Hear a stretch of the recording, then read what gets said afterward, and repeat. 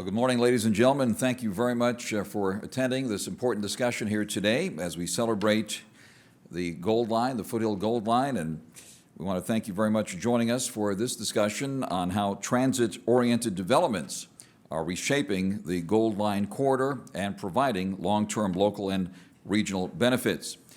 Folks, it's hard to believe it's been, 13 years now since the Gold Line's first segment opened and planning started for the Foothill Gold Line segments from Pasadena to Montclair. 13 years gone by in about 13 seconds. I was talking to somebody at the reception here this morning and reminded me the older you get, the faster it goes, sort of like a roll of toilet paper. Just, it's unbelievable how time really goes so fast. Well, along the line and along these years now, along the line 13,000 new residential units, nearly 4 million square feet of commercial space, and about 1,400 hotel rooms have been built or are in the process of being built near current and future Gold Line stations. Billions generated for the area's economy. Our esteemed panelists will now inform and enlighten us on the impact of the Gold Line corridor, which has had in this area, and the future. The Golden Outlook will also be presented here this morning. We are joined this morning by the Honorable Terry Tornek, the Mayor of Pasadena. Mayor, thank you very much for joining us here this morning. Patricia Flynn is here, the Managing Director of the Maxima Group, a consulting firm to private investors and public agencies. Blaine P. Fetter, Principal at Samuelson and Fetter, Monrovia-based real estate development firm well known in the San Gabriel Valley and currently building an apartment complex adjacent to the Monrovia Gold Line station, among other big projects. Dr. Robert Kleinhens is here, Executive Director of Beacon Economics, Economic Research Director, previously with the LAEDC, the California Association of Realtors. He succeeded the late, great Jack Kaiser at the LAEDC, who worked on some of the original economic impact studies of the Gold Line. And Gary Andrushak is here, Director of IBI Group, leading the company's transit-oriented development practice, specializing in city planning policy and design. While some of you have come from as far away as Orange County to join us, he came all the way from Vancouver, Canada to be with us, so thank you very, very much for being with us here today. Our speakers will make a presentation and then we'll assemble as a panel and have a discussion followed by your questions in the audience. So before I lose my thought of train, let's get started, shall we? Starting with Patricia Flynn, Managing Director of the Maxima Group, founder and managing director of the Maxima Group, a consulting firm providing advice and guidance for strategy and business planning to both private investors and public agencies. Please join me in welcoming Patricia Flynn.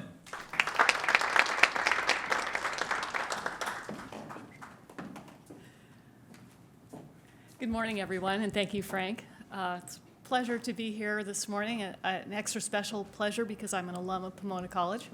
Didn't look this nice when I was here, but very, very lovely to be here. And I'm very pleased to be able to talk with you about TOD along the Gold Line. I've had the great honor to work on 2 previous TOD studies for the Gold Line. Our first one wound up we concluded about the end of 2007. And in that study, we were really looking at what is the potential for future development along the Gold Line. We focused really on phase 2 of the Gold Line. And we wanted to answer a very simple question. For every dollar of public investment, how many private dollars flow into the community as a result of development around each of the station areas? So we did a very extensive study with IBI Group and Gary and his colleagues. And then the second study was less about quantifying and more about envisioning. What do the station areas look like? And IBI Group built a very interesting model that allowed you to kind of fly down on the street level, look around, and play with massing and density so that communities could really put together a plan that made sense for TOD. Right now, the focus of this third study is to, again, look at quantification. And the difference here is in 2007, it was all speculative.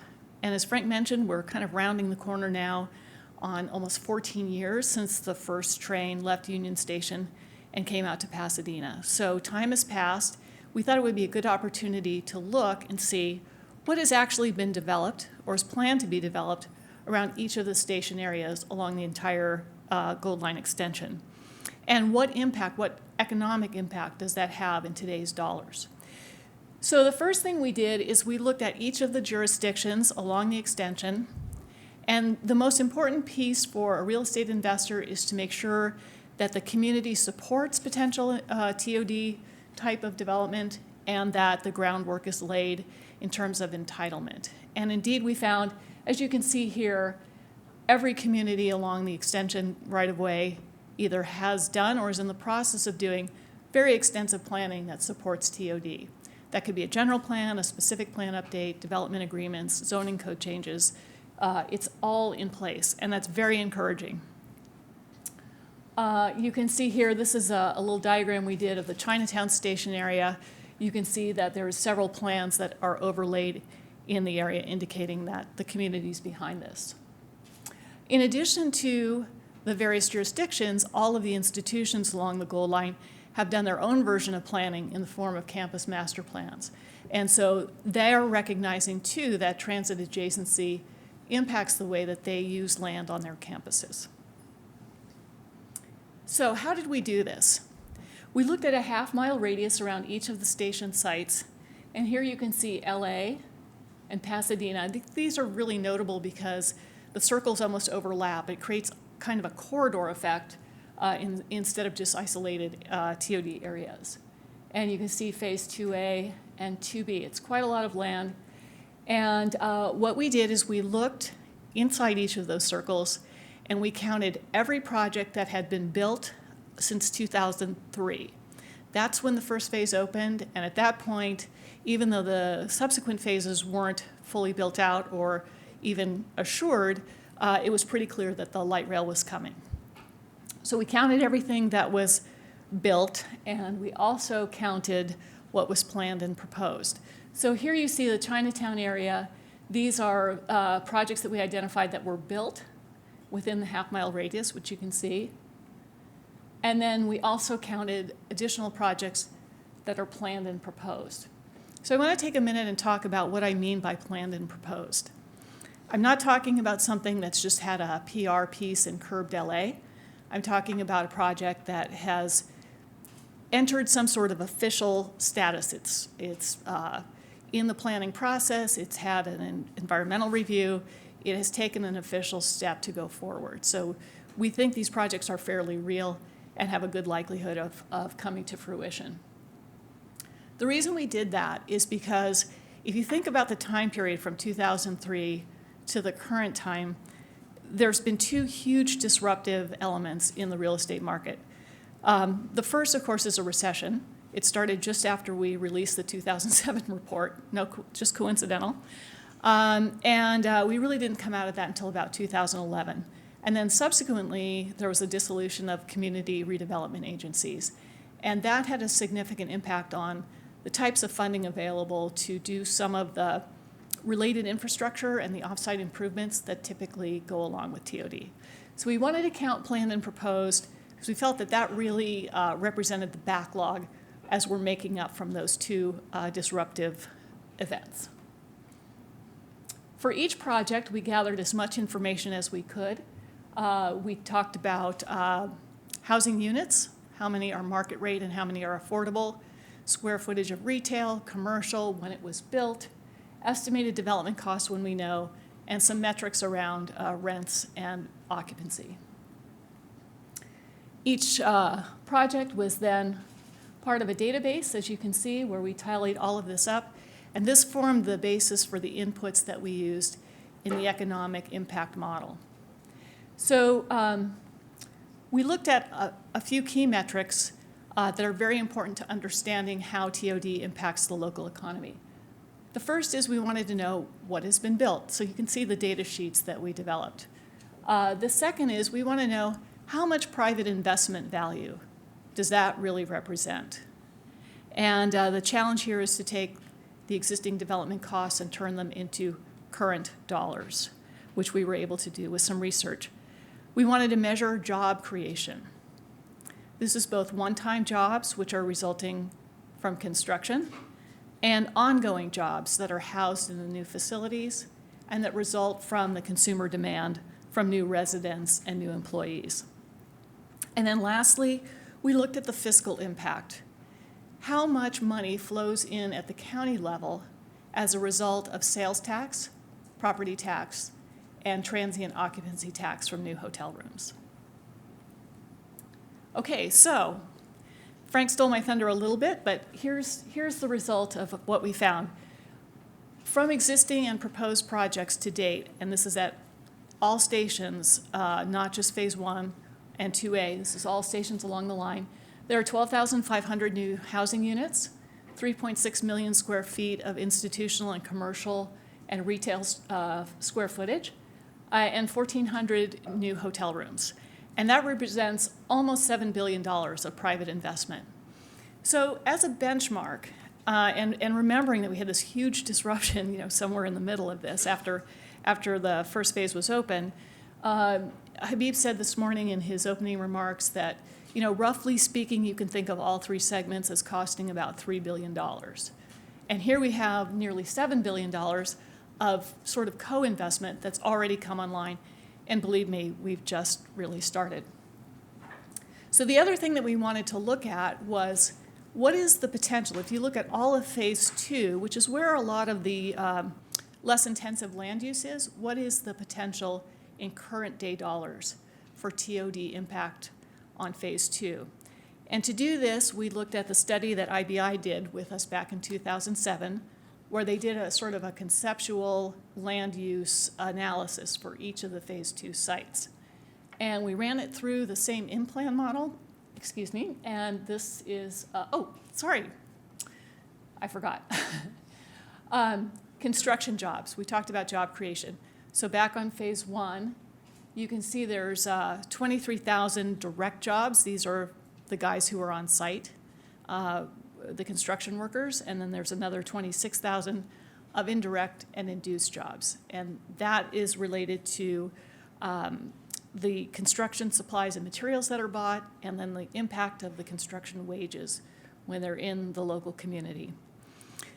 The the ongoing and existing project area houses 12,000 jobs in the new commercial space that we mentioned, the 3.6 million square feet. And there's another 8,000 or so jobs that are created from consumer demand and new employees in that space. All of this results in a fiscal impact, and again, this is existing and planned and proposed projects, of about $50 million per year, which is a very, very significant amount. Phase 2, which is where I jumped to, has the potential for 17,000 new housing units, 10 million square feet of commercial and institutional space, and about 250 hotel rooms. It could be more. $9 billion of private investment. Again, compare that to a total system development cost of about $3 billion. It's really phenomenal. And Phase 2 is very, very exciting because this has been, we've seen development at all stages, and we're going to hear a little bit more later about Montclair and Monrovia and some of the stations along the Phase 2 alignment. It's very, very exciting plans. Again, job creation, similar to Phase 1, 66,000 total new one-time jobs through the effect of construction, and ongoing jobs, again, tens of thousands of ongoing jobs, both direct jobs and jobs created from consumer and business spending. The fiscal impact here is even more extensive, potentially, than what's already been built and proposed. And we're talking about a potential of $100 million a year, which, again, is very significant to the region. I've just come from a conference back east, and I was preparing for this while I was there, and it's very, very striking to me that the issues we're talking about now here in the early stages are not the same issues that people are talking about with more mature systems. So we're in the stage, as one of the gentlemen from Virginia said, initially our problem was, how are we going to attract developers to each of these stations? He said that's not the issue anymore. They are seeing a delta in value between 74 and 103% between land value close to stations and land value that's a little bit farther away. So TOD is a fact in more mature systems. And their problem now is really equity.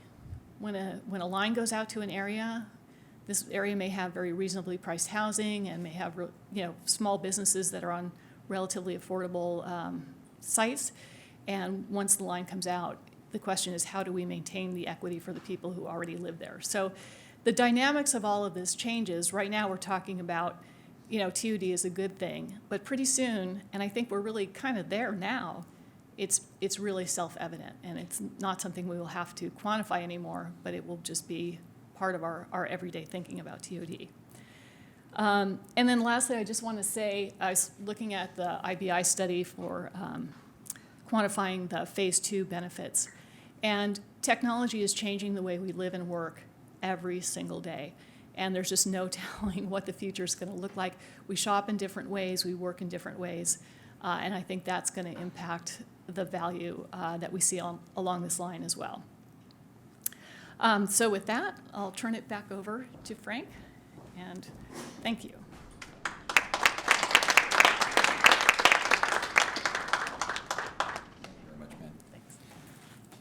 Thank you very, very much, Pat.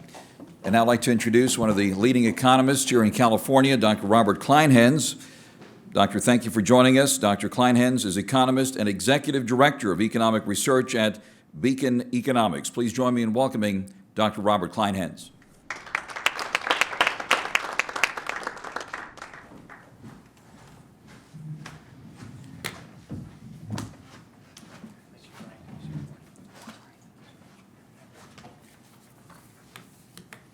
Thanks. Good morning.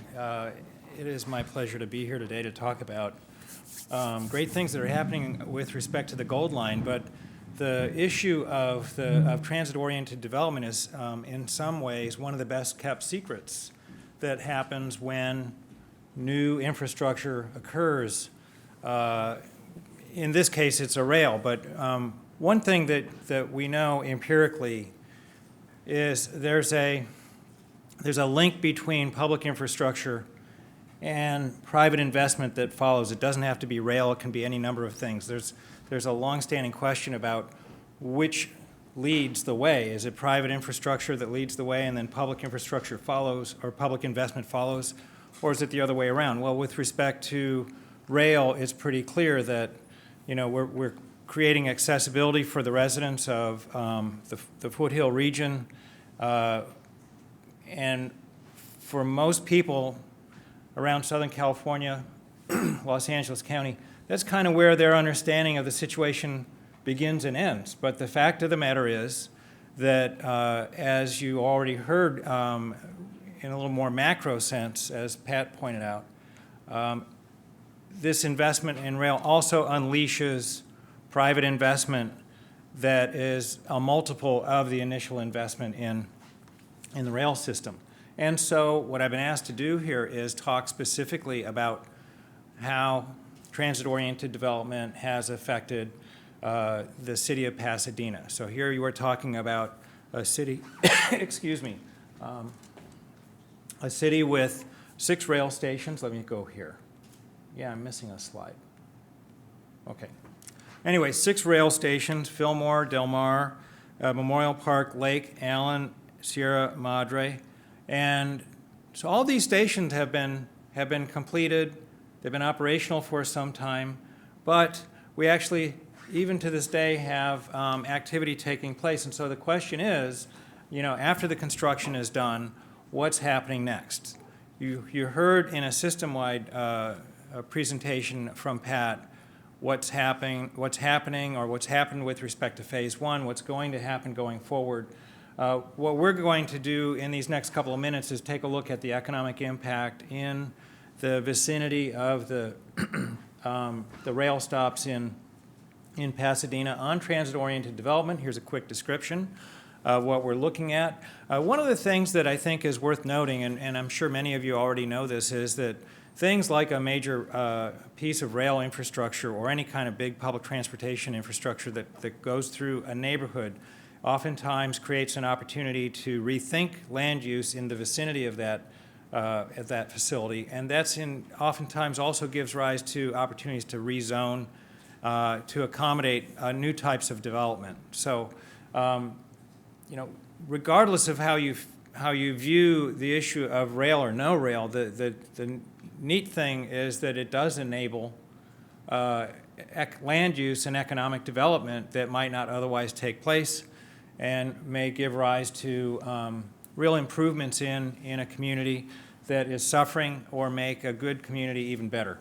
So we looked, here's the slide I was looking for. Here are the 6 stations, and we're similar to what Pat presented. We'll look at the short-run effects that happen when all the construction takes place, but this is the construction of the different types of land uses. So we're talking about mixed-use properties, we're talking about office, hotel, single-family homes, and so on.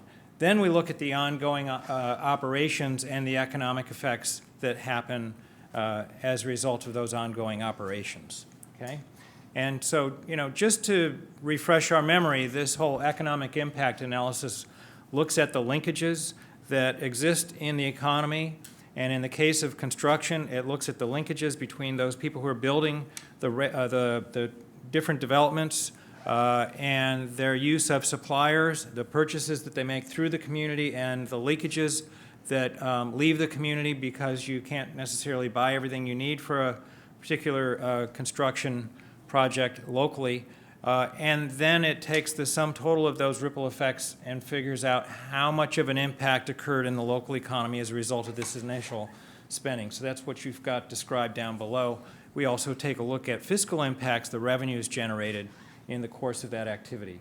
So we're really looking to fill this table out with the economic impact shown in the yellow region and the fiscal impact shown in the green region. So let's get to it. Short run, the type of construction that takes place in the vicinity or as a part of transit-oriented development, as already mentioned, office, residential, mixed use, targeting a pedestrian-friendly type of experience for those who live and work in the area, oftentimes providing amenities that did not exist in the past. Okay, so here's what we have, okay? This is the city of Pasadena, where we've already got stations that have been operational for a number of years. So you should be no surprise that quite a bit of the transit-oriented development has already occurred. So that's what's completed there. There's still a fair amount of new office space that's being contemplated, hotel in square footage as well. Okay, so what we're going to do, though, is mainly look at the bottom line, the 3,800 housing units, the retail activity and office square footage and so on, and ask what kind of economic impact does this have on, not on Pasadena, but on all of LA County, okay? Because this is a county-wide endeavor. And so, as you saw, the completed activity made up the lion's share of so many of the numbers that you just saw in the previous slide. Somewhat smaller amount in the plan and proposed category. But what you see here is that the total employment that was made possible by just the transit-oriented development in the vicinity of these 6 stations is over 20,000 jobs, $1.1 billion in labor income, and $3.3 billion in total economic output. So that includes the initial outlays and then takes into consideration the outlays and the ripple effect through the economy. Okay? I know these are a lot of numbers, so that's why I'm asking you to keep track of the yellow, because that's what we're going to do later on. We'll fill in the yellow portion of that table that I gave you before. So as Pat pointed out, and as I've described a moment ago, you've got this direct effect. So these are the construction jobs and related activities, the 11,419 jobs that you see at the very top that are the actual part of constructing these different facilities. But then that gives rise to purchases from suppliers, and so then you've got an indirect effect that is there, 5,200 jobs. And then the people who work on site and also the suppliers the employees of the suppliers earn wages, and they turn around and they spend that in the local economy. That's what's called the induced effect, okay? So you add those up and you get the 20,700 jobs that you saw in the previous screen again, the $1.1 billion in wages and $3.3 billion in total output. That's just the construction phase, okay? Now, we've got these office buildings occupied. The retail is now operational. Hotels are seeing visitors. They have their guests. Households are occupying the residential units. Now what happens? So that's what we're going to look at next. And so there's certain parameters that we use to simulate what this looks like when everything is built out and operational. But with that in mind, the completed projects thus far are generating in the neighborhood of 6,300 jobs, $385 million in labor income, and $688.7 million in output. Now, as you saw with Pat's presentation, whatever that initial outlay is in the form of construction of the rail line itself, all the private investment that follows is a multiple of that initial investment on the part of the public. And then the operational aspects yield even more economic activity on top of that, and that's what you're seeing here. Okay? Again, a breakdown so that you can see the initial or direct effects, the indirect and induced effects, and then finally the total, about 12,000 jobs. This is from the operational aspect of all of the transit-oriented development that has either been completed in the Pasadena area or is being contemplated at this time. Okay? What about the fiscal impact? So you have businesses that are paying property taxes. You have businesses as well as households. You have sales taxes being generated as a result of this. There are a variety of other kinds of taxes, hotels, transit occupancy taxes. The sum total of that for what's been completed thus far generates $66.3 million in taxes countywide. This is not just exclusively for the city of Pasadena, although all of this economic development has occurred there, and prospective $17 million in additional revenues when all of this is done. So now we're able to fill out the table that we began with. You can't exactly add these up and talk about them as one entity because the construction is a one-shot deal. It may have taken a few years to go from start to finish, but once it's done, okay, that's one part of this story. And then the ongoing operations is a separate part of that story. But the fact of the matter is we're looking at very impressive numbers that come about as a result of, I have a number that was given to me that thus far, I think it's phase one, about $750 million plus has been spent in terms of construction, engineering, and land acquisition. So, and that's not just the Pasadena portion. It also includes, originating from Union Station. So you're looking at a huge multiple on top of that initial investment in public infrastructure that comes about as a result of this transit-oriented development. So quite frankly, it's really one of the best-kept secrets about what happens when something like a rail system and a long-term plan rolls out in a community or a set of communities throughout Southern California. I think that's it. Thank you.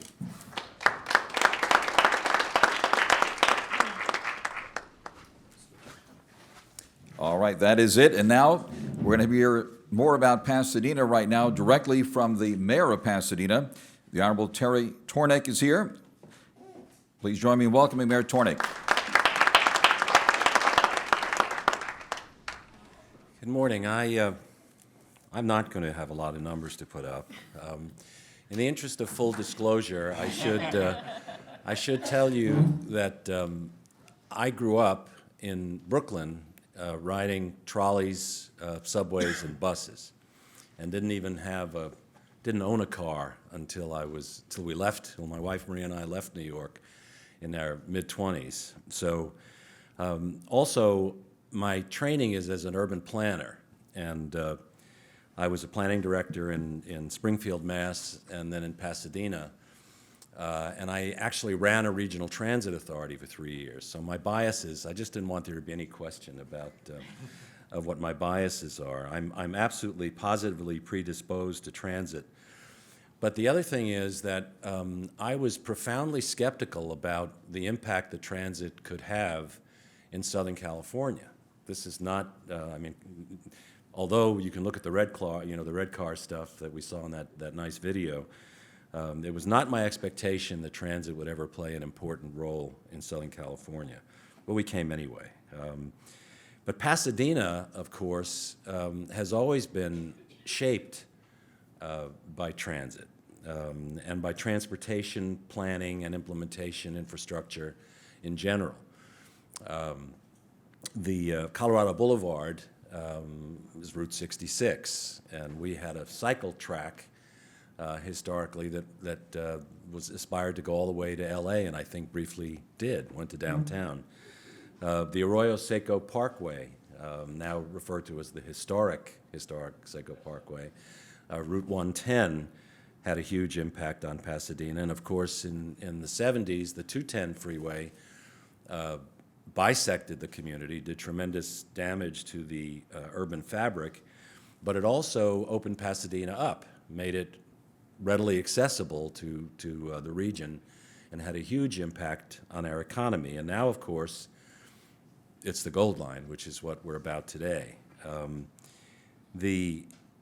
I'm interested in some of the statistics. We should talk about it later. I mean, the statistics that we've just seen are very light in terms of the number of units in the proposed category. I'm sure that's because those are already improved as opposed to, but I can tell you, it's a storm of new development that is coming to Pasadena, both already approved and pretty far along in the development process.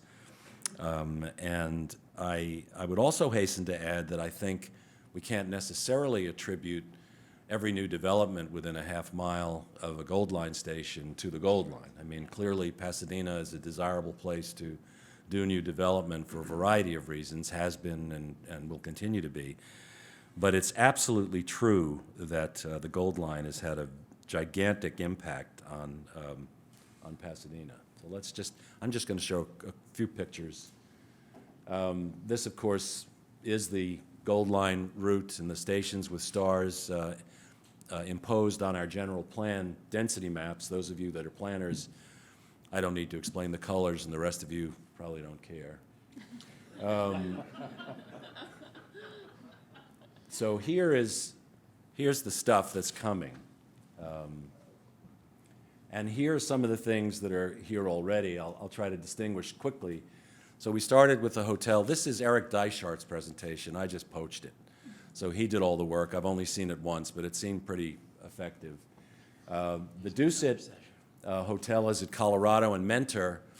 It's a particularly noteworthy project because it was a decrepit, vacant building. Pasadena treasures its historic buildings. This building was abandoned, basically, has been converted into, that's the left portion of the slide, has been converted to a very elegant boutique hotel, and the new construction is depicted to the right, which is west. The Hyatt Place is a project where the old Broadway department store at the corner of Colorado and Los Robles this is actually at Green and Los Robles, is going to be constructed. The Kimpton Hotel is a controversial project across the street from City Hall. That's the old Julia Morgan designed YWCA. The Residence Inn has just been completed at Fair Oaks and Walnut and is 100% occupied. It's really quite remarkable. And then we have some other hotel projects that are a little further, not quite as far along. The biggest one of all is not on the slide, which is a 300-room hotel that we just approved 2 weeks ago at the corner of Hill and Colorado across from PCC. So the hotel stuff is exploding. These are some office buildings. The emphasis here is on co-working spaces, which is a phenomenon that I'm sure you're all familiar with, which is extraordinary to me as a commercial property developer. I've never seen anything like it, and for those of you that are not familiar with it, you should get familiar with it. And the reason that it's coming to Pasadena, in that case, is directly attributable to the Gold Line. I'll circle back on that in a minute. We have some institutional growth, all proximate to the Gold Line. The Shriners Medical Center is not attributable to the Gold Line. It's It's an $80 million project that's nearing completion, that's attributable to the presence of the Huntington Memorial Hospital. They're there because the Huntington is there. But their employees will certainly benefit from proximity to the Gold Line. The Art Center College of Design decided to develop their campus, and they're going to spend hundreds of millions of dollars. That process is ongoing now, right at the gateway of the city from the 110 freeway, and it actually will bridge the Gold Line tracks across from the city's power plant on Glen Arm. This is going to be an absolutely transformative project for Raymond Avenue, for that whole section of Pasadena, and it wouldn't be there were it not for the Gold Line. There are some other important, the Kaiser Permanente School of Medicine, I shouldn't leave that out. They're building a new medical school in Pasadena at the corner of Green and Los Robles, again, directly in part because of the presence of the Gold Line. This is the first medical school that's been built in the state of California in I don't know how many years. It's an absolutely transformative project, 110,000 square foot building, and a new lab across from the hospital, Huntington Hospital. The really explosive growth, and what's most directly attributable to the presence of the Gold Line, are the thousands of residential units. The first project in that series was actually built in anticipation of the Gold Line, the Holly Street project down from City Hall, which actually had a tunnel incorporated in its design to accommodate the Gold Line, which hadn't arrived yet. So it's really quite a remarkable. Then I'm just going to go quickly move through. We've got, anybody who's been to Pasadena has seen all this construction underway. This is just sort of a sampling, mostly in the Walnut Street corridor, very close to the Gold Line. This is at what was the end of the first phase of the Gold Line at Foothill. There was a first phase, now the second phase is being completed. And I think we've got the proposed, maybe not yet, but we've got, in addition to the 475 units, that was the total that was referenced in the earlier presentation about approved residential units coming. That's the one that's next to that Residence Inn I showed on Fair Oaks. But in addition to that, there's a 500-unit project that's down the street from this. So the residential construction, the demand for apartments and condominiums has exploded in Pasadena, but it also has in Glendale, which has no rail, has no transit. But in Pasadena, it's directly attributable, I think, to the Gold Line. This is the 475 units, I think, that was referenced in the approved project list. That's on the old Parson campus, where we're building a total of 1 million square feet. But the first phase is residential units, 475 residential units, which will be under construction very quickly. Oh, this is the 500-unit project. I'm sorry, I didn't realize there was a slide. This is the 500-unit project that's proposed at the old Space Bank storage enterprise that's visible right adjacent to the freeway. Was a former naval torpedo building installation, I think. So and a brownfield site. So part of the virtue of this project is it will clean up a polluted environment. I'm not going to beat this to death. I mean, they're just they just keep coming, and anybody who is interested in any of these, I'm happy to talk about them. But all of these are within that half mile. Well, this depicts sort of the explosive rate of development that's happening in Pasadena.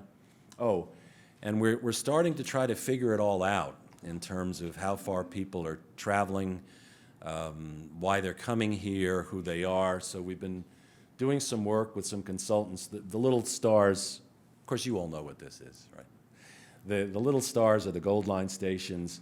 This is a heat map that's showing distance traveled for people whose cell phones we've pinged in this area. We're trying to figure out where they're coming from.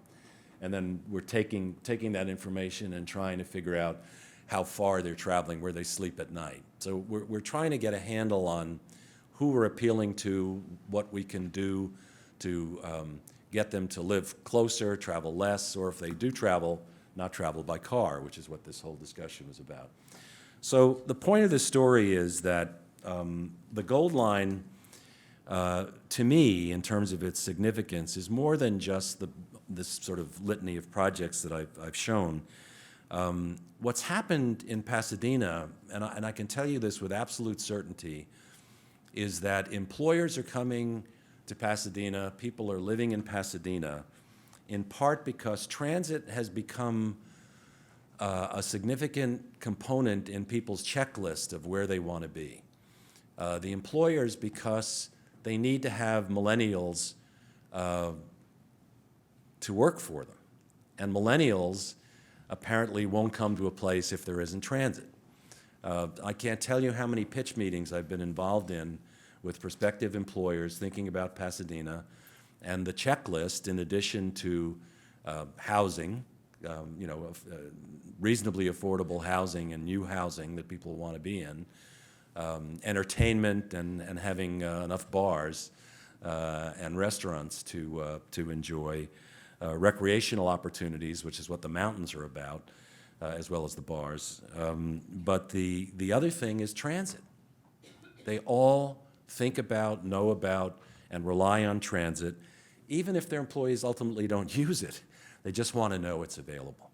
And so it's become kind of, I think, a prerequisite to being a place a component of what a successful city needs to have. There are some downsides. I don't know if we're allowed to talk about downsides in terms of this meeting. The grade crossings are a serious problem for our city, and people gnash their teeth and blame me, and I blame Bill Bogard whenever it comes up, about the grade crossings at Del Mar, California, and Glen Arm. They're not as serious as people think they are, but if you get caught for a couple of minutes, it's a big problem, and even our emergency vehicles have had to deal with it in terms of trying to figure out how to route around that when they're going to Huntington Hospital.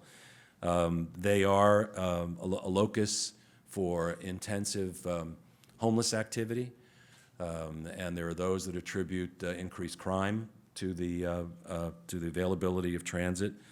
And the flip side of all of this development activity that we welcome and are working hard to attract are those that feel we're getting overdeveloped, and that Pasadena, by virtue of all this new development, is going to be converted into a place that loses the essence of why people came to Pasadena to begin with.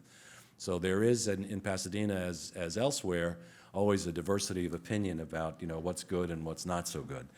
But from my perspective, I can tell you that I am absolutely convinced that the Gold Line has had a tremendous positive impact on our city, and I'm equally convinced that the extension of the Gold Line will continue to benefit our city as well as the region, and hence the Pasadena City Council has affirmatively supported Measure M. Thank you very much. Mayor, thank you very, very much. And now our next speaker is one of the leading developers in this region, Blaine Fetter, Principal Samuelson and Fetter.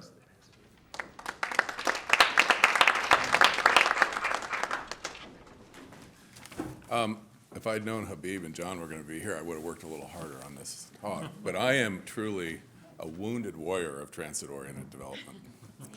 And what you're going to appreciate the most about my talk is I'm going to get us back on schedule. About 12 years ago, we began exploring the property surrounding the old Santa Fe Depot in Monrovia. Our exploration was triggered by the city launching a project plan analysis with the help of the Urban Land Institute. We participated in their inquiry, and we were all ears when it came time for the report on their findings. Up until that time, TOD was an acronym that meant nothing to us. I would have reasoned that transit-oriented development would have been an office park with freeway exposure, or maybe a freeway-oriented car dealership. For us, the period from 2005 to 2009 was one of intense learning, and we were, there we go, so my picture is up there. And we competed for it and won the right to develop the land around Monrovia Station. We approached it as the sky was the limit. We believed it. We believed in the potential for it. And one of the things we also know, and it's while we're all patting ourselves on the back about some of these housing projects, Los Angeles County has an inherently dramatic problem with housing shortages. And the great thing about transit is it gives it an opportunity to relocate housing in an area where transportation works. And so when you see all the projects in Pasadena, which by the way, I'm so happy I live in Pasadena, and I appreciate Terry's presentation, or Eric's presentation. We did approach this as the sky was the limit. So we got a plan approved for 3,600 residential units on 80 acres that fronted the 210 freeway and the Gold Line right-of-way. 1 million square feet of office, 150-room hotel, about 100,000 square feet of retail, and 3 public parks. The land that we were looking at was partially vacant. It was blighted. It's very old single-family residence and a mishmash of old industrial buildings. The project and its scope was driven by the promise of the arrival of the light rail. And the Capitol people were all lining up because of the light rail. And that's an important thing to know because it takes capital to do these projects. Our project estimated cost at that time would be $1.2 billion. The type of development we envisioned was vetted against all the metrics, and it was determined that it was truly feasible.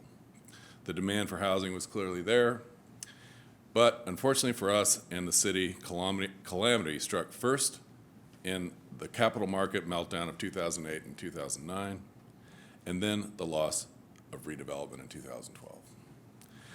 Our undying belief in transit development that has prevailed through it all, and today we are constructing a Class A apartment building. It's 260 units. You can see the Gold Line in the background there. This is actually looking down, I think it's Mayflower or Magnolia. That's Pomona Avenue. It's a Class A apartment project. It will be the nicest apartment project in the city of Monrovia. It will compete with Pasadena. But what we have an interesting challenge is that we are really commercial landlords, and all of our tenants live in Pasadena, their employees, because the housing stock is better.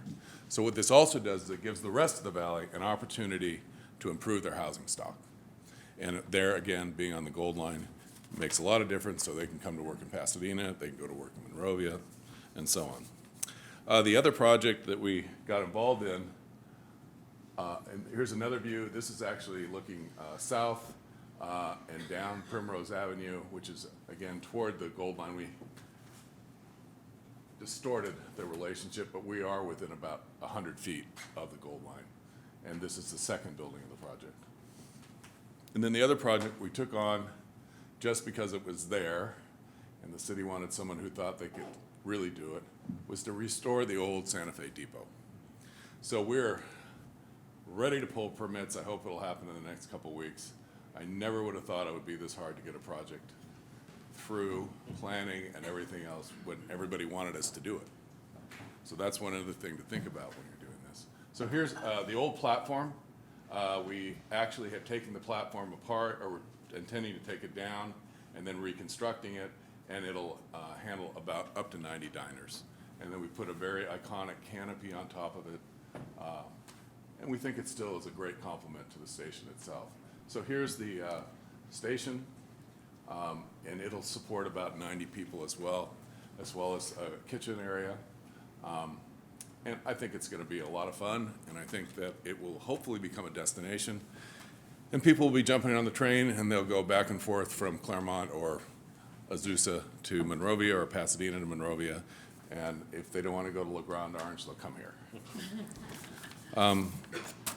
And that's it from me, and I look forward to questions.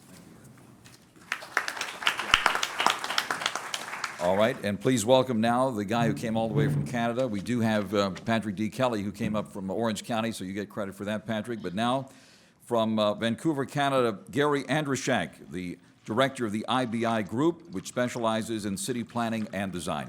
Please welcome Mr. Andruszak.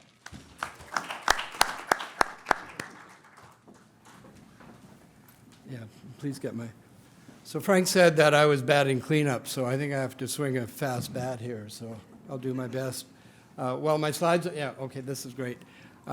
As Frank mentioned, I handle our transit-oriented development portfolio across North America, so although I come from Vancouver, Canada, I spend at least half of my time in the U.S., and I will say that over the last 20 years, TOD has been an ever-increasing activity within the North American market, and I'm proud to be part of it.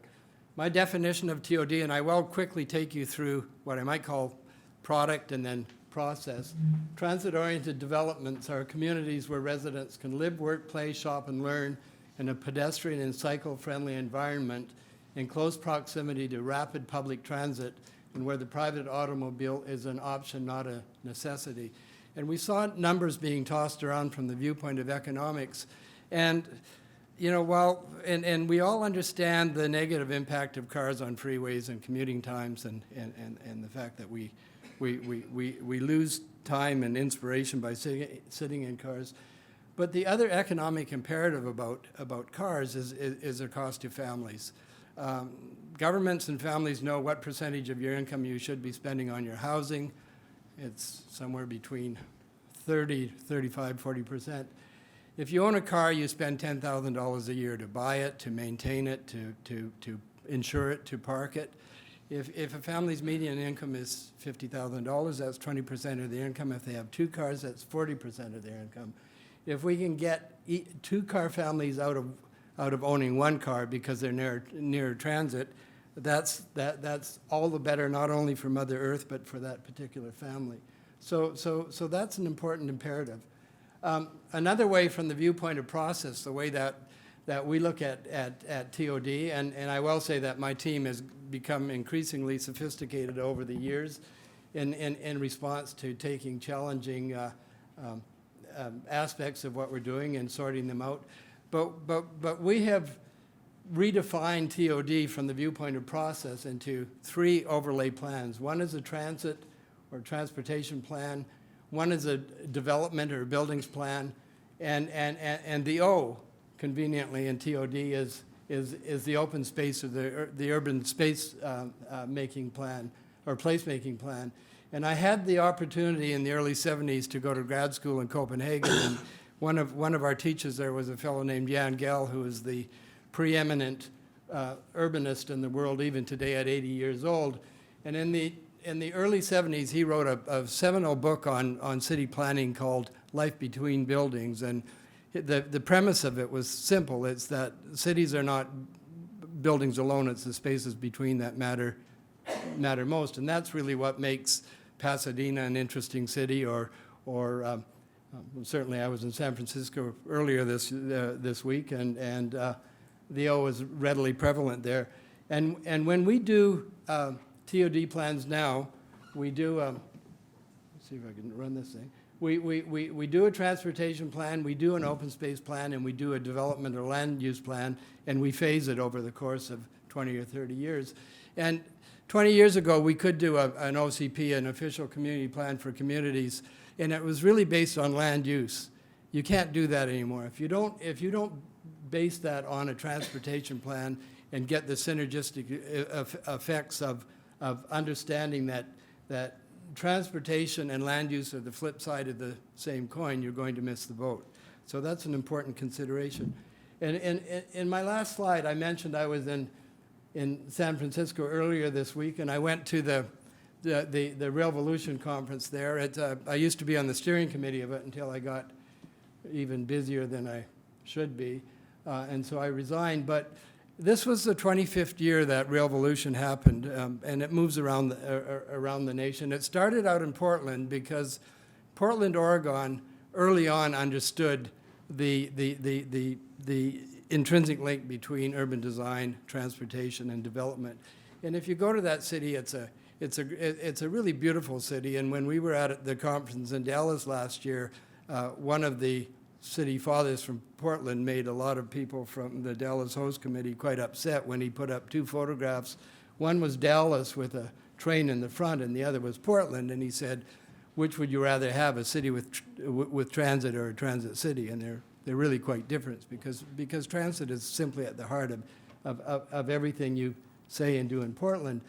But I did notice one thing that was interesting, and as I mentioned, our industry, the TOD industry is changing. And if you go to this conference, and the reason why it's a great conference to my mind is that it has sort of an equal balance of transit planners and land use planners. It's got an equal balance of city employees and consultants, and most importantly, it's got an overabundance of young people as opposed to old fossils like myself. And so you really hear what they're thinking and what they're saying. And with regard to trends, and that's really important. Trends are really important because from the viewpoint of putting together a TOD plan, you've got to be visionary. At one end, you're thinking 30 or 40 years out, and so you have to have a really good vision. But at the other end, you have to figure out how you step off the curb and move to that. And certainly one of my favorite sayings is, I think it was Lewis Carroll who said, if you don't know where you're going, any road will take you there. And so we like to try to think we can get people off and running on the right road. But what I noticed, say 10 years ago, if you went to that conference, most of the seminars or the lectures were about the TOD plan itself, getting it right. How far out should we go? How far will people walk? Where should our retail be, et cetera, et cetera. And I can understand that because it was a young profession and we were trying things out. About after the recession, there was a sudden interest in BRT because a lot of cities realized that they would probably never see fixed rail in their time, so they got interested in BRT. And then last year, there was a big interest in on-demand transit and the effects that the Ubers and the Lyfts and the bridges would have on. And I will say the integration of the private sector adding and integrating their services with the public sector. And I really think that's one thing we all should be thinking of in this room because that's going to ultimately give us the best and most resilient system. But this year I heard three things. The first one was social equity. Everybody was talking about social equity, and I think it's in part because it's an election year and there's rumblings about 1% of the population having all the money, and what can we do about having more people live around transit, going back to my original thesis that if we can get people who aren't as privileged as all of us in this room living near transit, it's probably going to help them out. And there was this notion that a second one was implementation. In other words, to get TOD plans off and running, what can we do? And certainly one of the major ideas that had a lot of talk at the Rail Revolution conference was affordable housing that really worked as the catalyst to get developments off and running around stations. And somebody made the point that the way you can tell an affordable housing development from a normative market housing development was that the urban design or open space on the affordable housing one was probably better because it's mandated through the, but. Thank you very much. Unfortunately, it's important that the trains run on time, Okay. so we'll have to conclude the presentation. Can I make one final Yes, sir. point? Okay. My very final point, and this one is profound, I think, because the best talk I went to at Rail Revolution was about autonomous vehicles, and it was full to the gills because everybody's interested in this thing that might or might not happen. Well, it will happen because there's too much money attached to it not to happen. But my observation there was that we can't abrogate our responsibility as TOD planners in the hope that somehow autonomous vehicles are going to solve our problem. All it's going to do is throw that many more cars on our freeways without drivers, but it's not going to produce the walkable, cyclable, livable communities that we need. Thank you. Thank you very much. We're just going to have time for just a few questions, and then we'll get you to the luncheon in just a moment or so. I wanted to return some of the thunder I stole earlier, since we've had the benefit of seeing much of the project completed, of course, and some of the great developments. Let me ask you, Patricia, Who are some of the big winners and losers at this point that you've seen? What are some of the great successful developments along the route, and what hasn't worked out so well? Oh, gosh, you're really putting me on the spot here. Yeah. I think that Mayor Tornek did a great job of illustrating what's happened in Pasadena. And I think I'm going to take a liberty here to say that a lot of the San Gabriel Valley cities want to be Pasadena when they grow up. They have intact downtown areas that have not been through redevelopment, so that urban fabric is still there. And so I think the Pasadena as a role model is very important. And in some ways it's a laboratory, right? Because you can see what works and what doesn't work. And you can see an evolution in building prototypes as developments come online and are tested by the market. So I think that's definitely a winner for sure. There have been some projects in other areas that have maybe been a step too far for the city. This is something, and I think that the first study that we did, it was very important that each city develop its own vision for TOD. It's not the same in every city. We did a trip to Portland to experience exactly what Gary had talked about. So I think, each city has to take it in stride and look to others and learn lessons from that. Blaine, you want to answer that as well? Well, I would have to agree with you. I mean, Pasadena's a shining star in the country, frankly. I think some other cities are keeping up. I'm going to say Monrovia is trying as hard as it can. They're very progressive. They're really interested in pushing density on residential. I think that the opportunity for something very interesting to occur in Duarte, across from City of Hope, will probably happen. It's just a function of what is the disposition of the citizens of their communities. And Mayor, any other lessons that you've learned that you'd like to pass along here today? Yes, the one point I would like to make is that it continues to evolve. We spent 2 years arguing about TOD parking rates. Oh, yeah. Because there were people in the city that felt that in order to support TOD, we actually set a maximum on parking spaces, and that freaked people out. And people, particularly in East Pasadena, made the point, which may have been valid, that what's appropriate, even as small as Pasadena is, in the Central District and in Old Pasadena area, might not be applicable to the more suburban characteristics of East Pasadena. And by suppressing the parking standards, we were deterring development in that area, and also there's the danger of having people spilling out into the streets. We don't allow parking on the streets overnight. So it really continues to evolve. We've just tweaked the regulations again, and I'm confident that almost immediately there'll be a demand to change them some more. So you need to. That's the reason for all these heat maps and trying to understand what's really happening in the world, rather than just a sort of a theoretical construct. And Dr. Klein's, of course, everyone wants economic growth. That's the thing that's lacking in many places. For the smart business people out here in the audience, where's the growth here along the line? Well, I wanted to first follow up on what you've heard thus far and zoom out to the county level or even the Southern California level to just acknowledge that when you see the kind of density and hopefully successful density that's happening as a result of transit-oriented development, both here in Pasadena and further out on the Gold Line, I think it provides good examples for other communities that are trying to address issues not just of affordable housing for low-income households, but more generally housing affordability issues.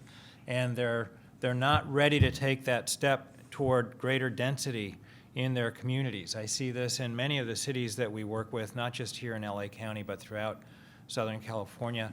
And you look elsewhere around the country, particularly on the East Coast, where you have high densities of population, and they already went that route. They have for a long time. We need to think along those lines as well and not just view ourselves as an overgrown set of bedroom communities here in Southern California. That's not a long-term solution. As far as winners, I think the best thing that I can say at this time is that with the economy doing well, presumably for the next couple of years at least, my crystal ball gets really cloudy after a year or so. This is an opportune time to make these kinds of decisions and get the ball rolling. So I think we need to jump on it because we all know what kind of things happen when the economy slows down or we tip into recession. Please don't anticipate that the next downturn is going to be another great recession. I think that's a concern that a lot of people have, that they're sort of looking over their shoulder. The economy has been doing well for a while. Aren't we due for a recession? No. And when that recession comes, is it going to be just like the last one? No. So let's keep looking forward and make good things happen over the next few years. And Thank finally, Mr. Andruszak, are we on the right track here? Yes, I think that the winners are the millennials who don't want to own cars and who want to live in adjacent to transit and want to contribute to the places that we need to make our cities viable. I would like to just close with one statement. My favorite bumper sticker is, if you think education's expensive, try ignorance. And I play that one a bit differently to say, if you think transit and TOD is expensive, try sprawl. I mean, ultimately you're paying much more for that even if you don't realize it. So I think by pursuing TOD, we're all winners. Thank you, panelists. Thank you, Pomona College, and Gold Line. Thank you very much for joining us.